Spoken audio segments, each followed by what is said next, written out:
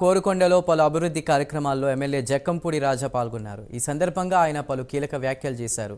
తాను రాజానగరం ప్రజలకు ఎల్లప్పుడూ అందుబాటులో ఉంటానని అన్నారు.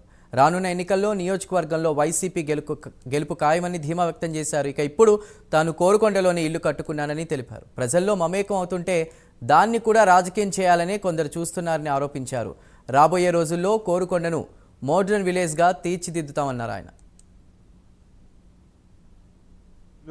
నిర్మాణం చేసుకున్న ఒక స్వగృహాన్ని అయితే కొంతమంది పచ్చ టీవీలకి పచ్చ పేపర్లకి మేము అమ్ముకున్న ఆస్తులో లేకపోతే ఇంకోటి వాళ్ళకి కనిపించవు, కానీ ప్రజలకి అందుబాటులో ఉండడానికి రాజకీయ అవసరాల నిమిత్తం ప్రజలకి మరింత మెరుగైన సేవలు అందించడం కోసం అక్కడ ఒక ఇల్లు కట్టుకుంటే మాత్రం దానికి లేనిపోని పెద్ద పెద్ద రాతలన్నీ రాస్తూ ఉన్నారు. వాళ్ళ కళ్ళు పచ్చగా ఉంటాయి కాబట్టి లోకమంతా పచ్చగా కనిపిస్తాయి. దాని గురించి పెద్దగా ఆలోచన చేసేదో లేకపోతే దాని గురించి పెద్దగా బాధపడాల్సిన పని అయితే లేదు. కానీ ఆ గ్రామంలో నేను ఒక ఓటర్గానో లేకపోతే ఆ గ్రామానికి సంబంధించిన చెందిన వ్యక్తిగానో నేను వాళ్ళతో మమేకం అవ్వాలి అని అనుకున్నప్పుడు ఆ గ్రామం యొక్క బాధ్యత తీసుకోవాల్సినటువంటి అవసరం నాకుంది.